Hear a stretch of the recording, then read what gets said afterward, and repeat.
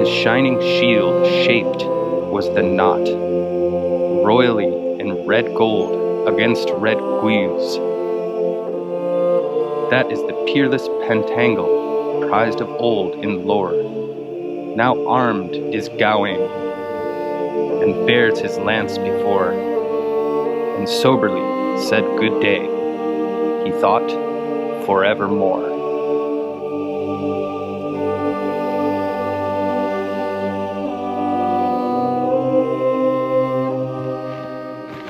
Hey Rogue Trotters, thanks for tuning in. It's finally winter. Been waiting for this for a long time through the drippy parts of fall. Came up here on Grizzly Peak. I wanted to do another story episode, so let's get started. So this time I want to tell the story of Sir Gawain, young Gawain, and the Green Knight, a giant. So this giant Green Knight, boom, boom, boom. The Green Knight is, who is the Green Knight? This giant, this powerful Sir Gawain and the Green Knight, what we call a late medieval Arthurian romance. And now this is a lot to unpack, so it might be more than one episode. So if you see part one at the end of the title here, certainly stay tuned for part two, maybe even three. Sir Gawain is just such a sprawling tale and gorgeous. You know, it's actually a poem. Its author is anonymous, so we do not know the name of the author. We know that he probably came from Yorkshire. He was a contemporary of Chaucer. He wrote in a Middle English that people who well understand Chaucer may not even be able to read, so a really marginal language that he used to write the poem. It's written in alliterative verse with a bob and wheel couplet stanza at the end of each stanza. If you don't know what that is, I really encourage you to pick up the book and check it out sometime. Usually the introduction will have some notes on that kind of stuff. And it's really beautiful, the alliterative verse. Such a gift, said the good host, I will gladly accept. That no host under heaven is heartier of will, nor better brothers in arms where battle is joined. Shield and sharp spear, girdle of green silk. A lot of this alliterative verse comes down to us, and just vernacular at the time, you know, in our times. You know, good as gold. Lay of the land. This is another. There's a lot more that I can't think of right now, but very beautiful and translates quite well into modern English. Let's get started. It starts out at King Arthur's court on Christmas. It's actually a Christmas story. Let's talk about some of the themes of Sir Gawain and the Green Knight. The themes, of course, are chivalry, the main theme, but within chivalry there are many themes that kind of branch off. Some of the themes are courage, steadfastness, of course, but also sincerity and being forthright and keeping your word and facing the unknown head first. It is a coming of age story. Gawain is freshly knighted. He actually doesn't feel worthy because he has not quested, he has not proved himself as yet. And many times worthiness is another theme. That I have you for uncle is my only praise. My body, but for your blood, is barren of worth. That's important. Sir Gawain is Arthur's nephew. It opens at Arthur's court on New Year's Eve. And there's much reveling and much merrymaking, gamboling, drinking and games, and feasting to celebrate New Year's. Arthur stands up and he actually says that he will not eat until something magical happens. And this is very Arthurian style. He refuses to make merry, he refuses to party with the rest of the knights until he hears some tale of magic or witnesses some kind of supernatural event. And so in reality, in some way, it's actually Arthur who calls down the magic and brings the Green Knight to Camelot in some way. You know, a lot of this is just insinuated, but that's what I love about this poem, is that it begs commentary. So Arthur demands that something magic happen at the court before the festivities can begin. And just as he does, a huge knocking at the gates of Camelot is heard. Boom, boom, boom. And so there is a visitor that has arrived. The gates are flung wide for this visitor, and he rides right into the court on his huge horse, a giant green knight, 10 foot tall, 12 foot tall, and his steed, also green, with green bells, and this huge knight rides right in to the court and right up to the round table. Now, you might think that he was described as being monstrous because, well, there is a movie. So there's a movie that came out, and we'll talk about that later. The movie is great, and I really liked it. But it takes a lot of license with the poem, and it does things its own way, in its own movie kind of way. And I'm a lover of cinema, and I think they did a great job. But I just want to tell the story from the poem, because I read this poem when I was in, I guess shortly graduated from high school. I picked it up, and it just blew me away at a young age. So let's stick to the poem. Anyway, it differentiates. In the movie, the knight is fearsome and grisly and huge. But what the poem does with the knight is it emphasizes his beauty.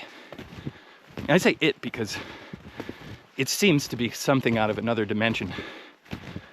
But its beauty is exceptionally emphasized. Besides it being fearsome, it carries a grisarm,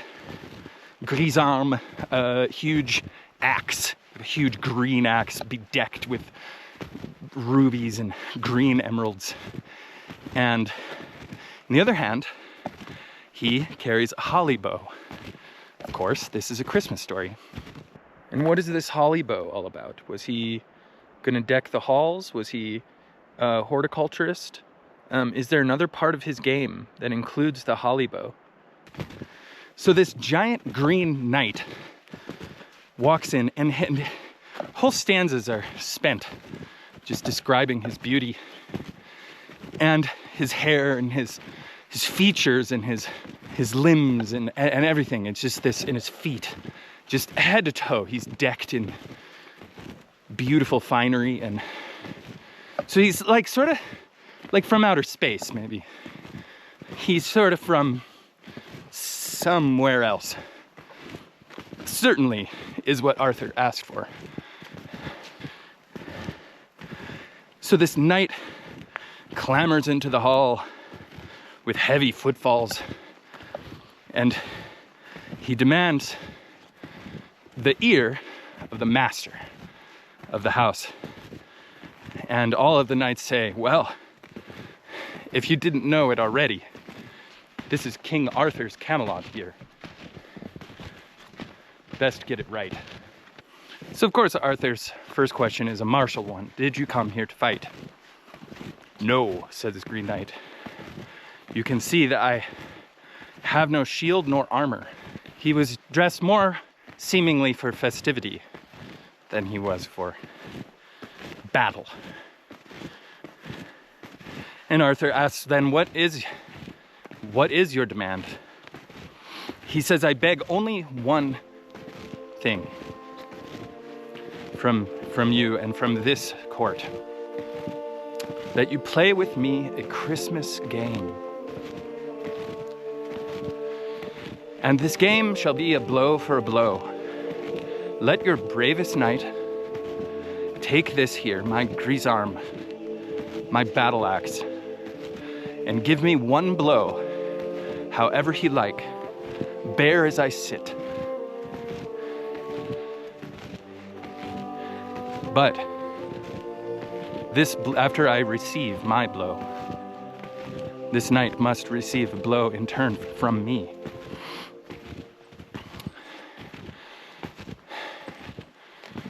This trading of coup is one of the oldest fairy tales around, and every culture has a game of coup. Certainly the Native Americans had it. Taking coup would basically decommission your foe and keep them alive, which is a part of chivalry, rather than kill your opponent to trade blows. So this knight makes this challenge. I challenge anyone here. At this, Arthur flies into a rage, actually. His face turns bright red. He literally stands on the table and shouts, ready. He says, I'm your man. No problem. But all of the other knights sort of start quavering at this. And they all start talking amongst themselves. Is this fit for our king? Or should not some champion rise in his stead? And indeed this happens. Because straight away Gawain stands. Now this is young Gawain, who has just graduated from Squire and has never battled. And he said, let me sacrifice my life for you, my liege, Arthur. For I am of small worth, he says.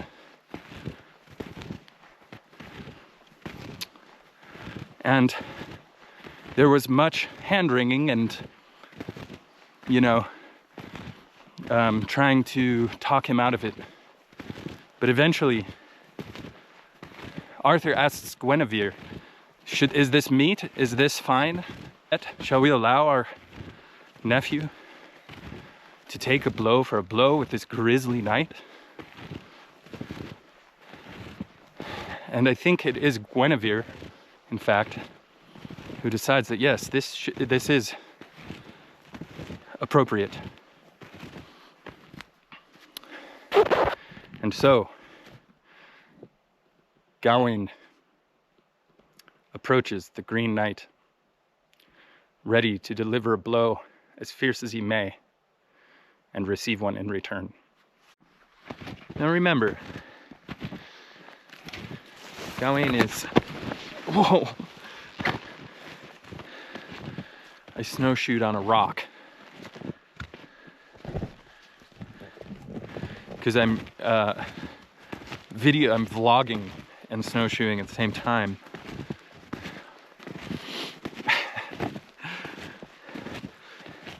Remember, Gawain is little more than a lad. He is fresh. He's green. Now, green, it's the color of lust. It's the color of youth. It's the color of sort of, you know, wantonness and upstartedness and things that Gawain surely struggles with.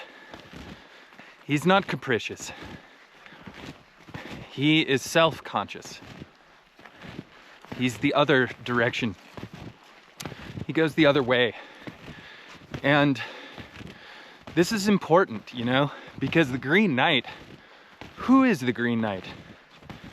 Is the Green Knight someone somewhere from somewhere far away? Is he from outer space? Is he from notre planète? Is he from like another kingdom? I believe that the Green Knight is Gawain's ego. It is what Gawain has separated from himself and has to stand up to.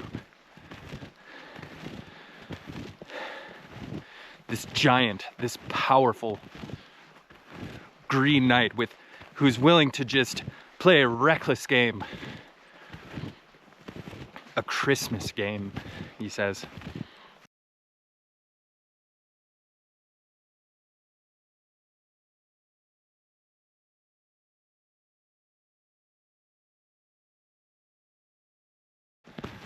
This is important. And Gawain stands to the knight, and the knight dismounts, and they bow before each other. And the knight hands him down his huge axe, and Gawain holds it in his hand, feeling the weight of it. And the knight bows his neck and pulls his hair forward to bear that place on his neck, to give a good target for Gawain's blow. And Gawain raises that axe and he swings it with all his might down onto the Green Knight's nape, and he cleaves his head from his body. Now his head, spurting blood, rolls. It says it rolls under the round table and to the feet of the great knights of the Round Table. No sooner does the Green Knight lose his head than he stands up, headless, walks over and picks up his head by the hair and holds it aloft. And there is a shriek and a gasp throughout the hall, and his head says, "1 year hence," pointing down at Gawain, who looks at him with utter astonishment. He says, "I will see you in 1 year and a day, and you must seek me, because you gave your word, and you must take what's coming to you.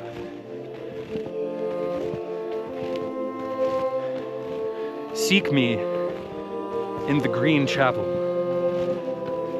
and you will have to quest for it, and you will have to strive, you will have to suffer, and you will have to travel, and you will have to work to find me. But find me you must. You will have to go over hill and dale, asking everyone, where is this Green Chapel? but find me you will. For our game has just begun.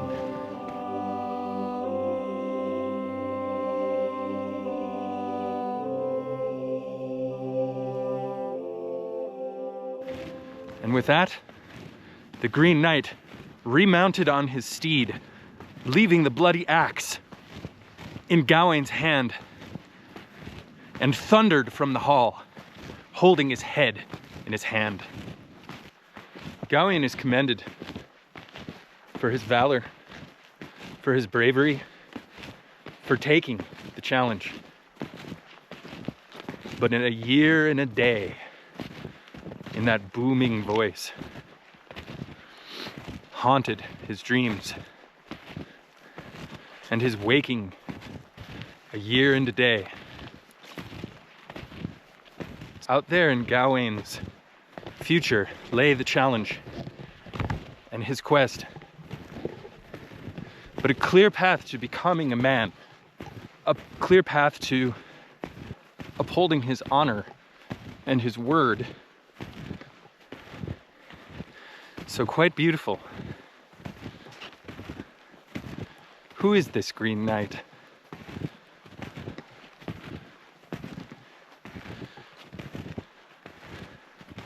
Is it some magic man? Some wizard? We'll have yet to find out. Let's take an intermission to look at this burn scar of 2002. The year I moved to Ashland. This whole mountaintop caught fire, and I watched it from town. A tower of flames and smoke. I was evacuated from my home, where I lived at the 9-mile marker of Dead Indian Memorial Road, and I packed up all my CDs into a crate and came to town.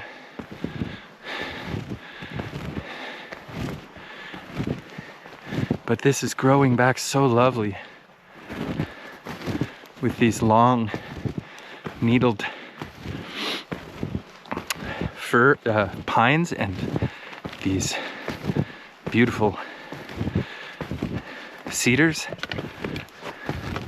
these kind of drought resistant trees. Exactly 21 years old these trees are.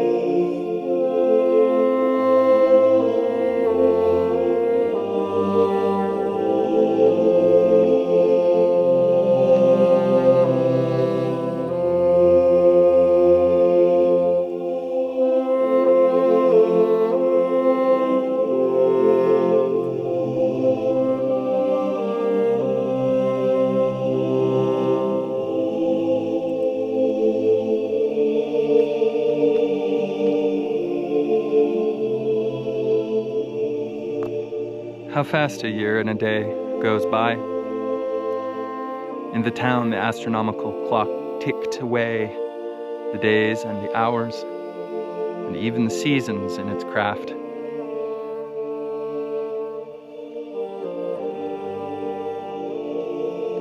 And it all seemed but a whirlwind to Gawain, knowing what lay in his destiny by his own troth.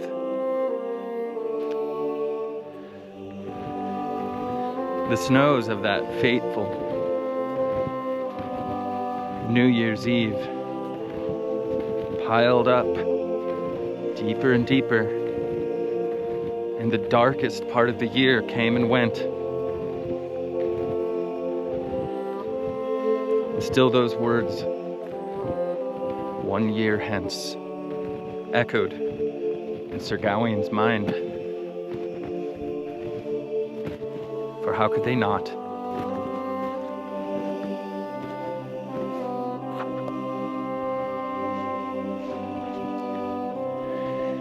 And those snows melted and puddled, and rivulets of water and runnels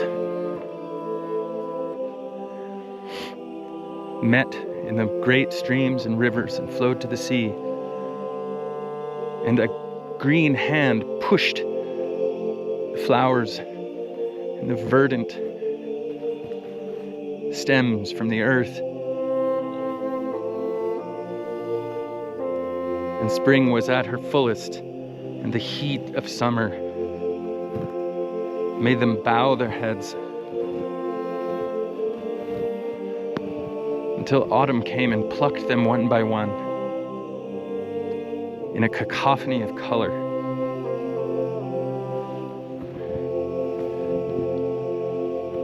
For how could she not? And when autumn was at her fullest, All Hallows Eve was approaching. And here's where Gawain came to his liege and asked his leave. For a questing he must go.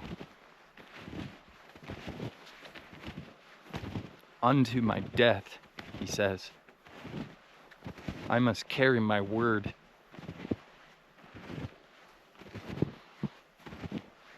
Gawain grieved, and Arthur grieved, and Sir Kay and Lancelot, and Beaumains,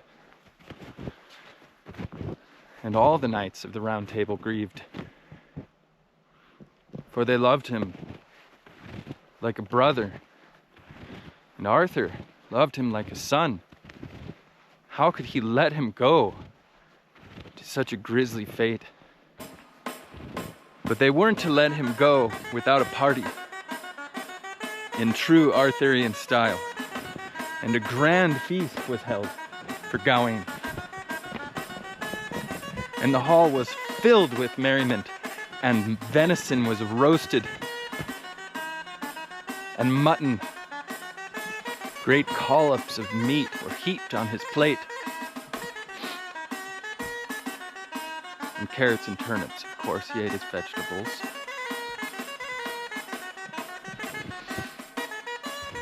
And then, so many stanzas are dedicated to how they decked him out in his shining gold armor and red shield, mind you. A helmet and his cuirass and his gauntlets were all tooled with gold and gems, and tassels fell from his steed's flanks.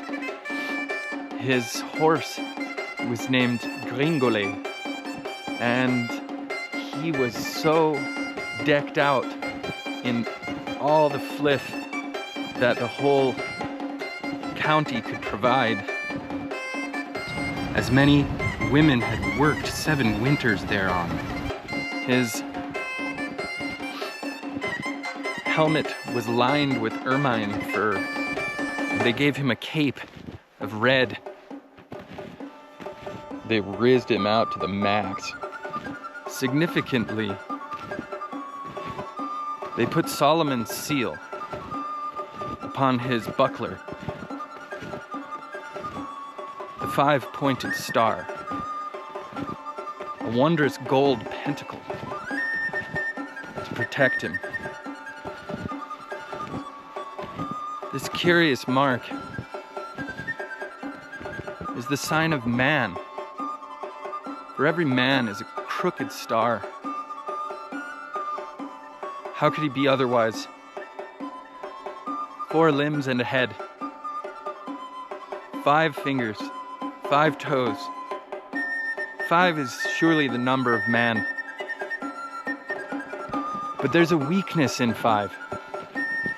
There's a going to your fate in 5.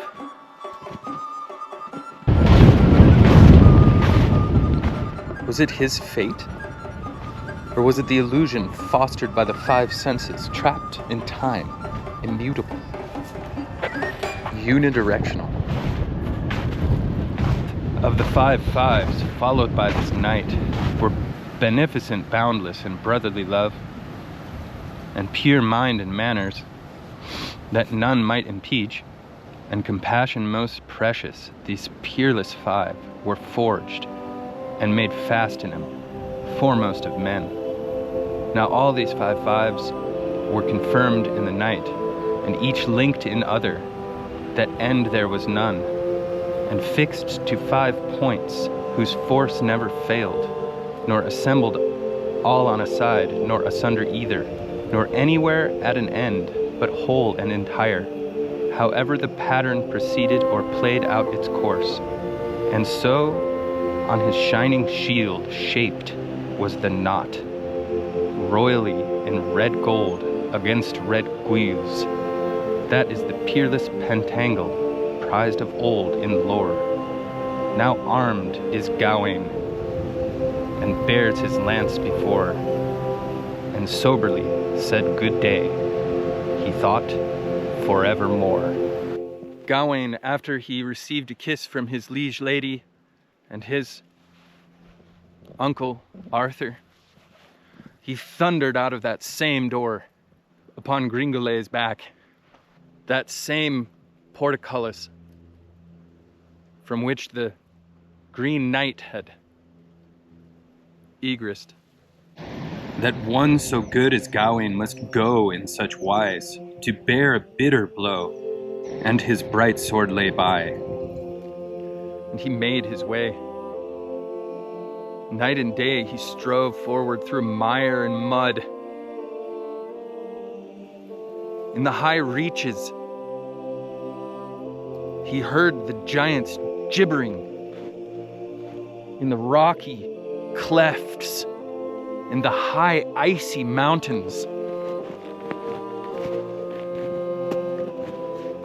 there were, of course, icicles hanging from his caves where he lay, like the teeth of some beast, where he slept upon his throat. And that silk and ermine grew threadbare as he toiled and strove day by day, making his way to his fate. He fought with serpents from under the earth and giants from over it. And still, the astronomical clock ticked, ticked, ticked in the town. But he minded it not and took one step after another, which is the ticking of a man and his machinations. He starved in the woods. He fought with woad-woes and wood men of the woods came flying at him, hairy and salivating, with their grisly clubs. He drew sword against them.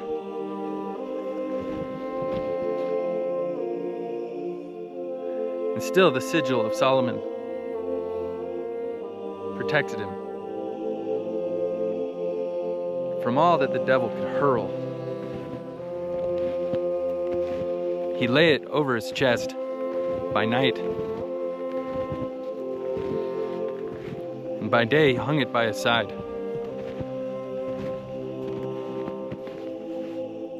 And by Yuletide came again, but there was no caroling or carousing for him, alone as he was.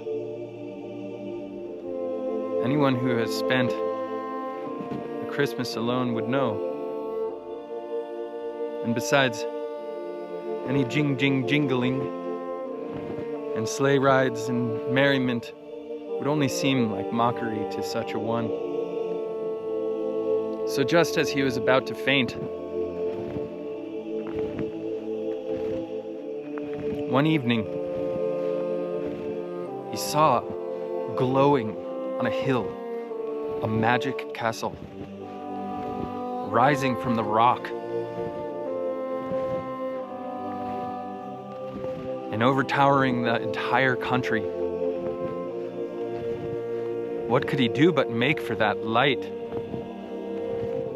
He could almost feel the warmth of the fire sinking into his bones. Weary as he was,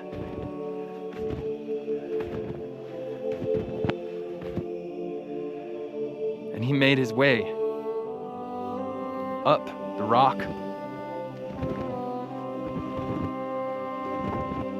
And he paused at the moat and beheld the most wondrous castle he could ever have imagined. It seemed to glow of its own effulgence, tower upon tower, and narrow arrow slits looking down at him. And he stood upon the drawbridge, and he hailed the footman, and he said, "Please, have mercy on such a one as me. I am lost in this country on my quest. I cannot find the green chapel. I cannot find my meaning. Please have mercy on me." The footman forthwith flew to his master's side and said, "There's a man outside who begs to be let in, a knight. He says he's from Arthur's court." The master of the house, a huge red-bearded king, said, "Right away, let him in, raise the portcullis." And the grim, rusty, black portcullis was lifted to admit our hero.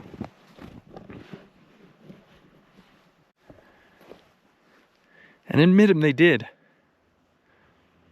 He must have glanced up at those tough spikes of the portcullis as it groaned open like a mouth and closed in behind him. It reminds us of those points of no return in our lives where we have to make a decision and we have to consider. Consider means to contemplate with the stars. And this is what Gawain must have been doing for a year before he entered the lamplight of that open mouth. And the portcullis closed behind him. And then he was seemingly safe in that fastness.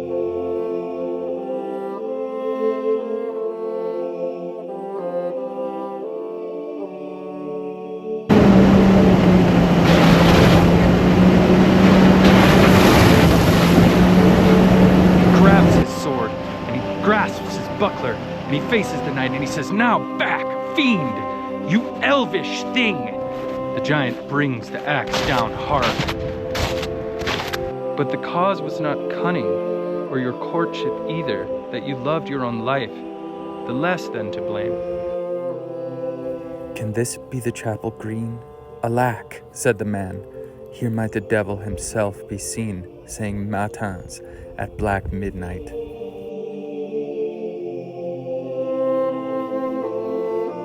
The main themes of Gawain are the war game and the courtship game. These trees were already 200 years old when the Gawain poet wrote Sir Gawain and the Green Knight.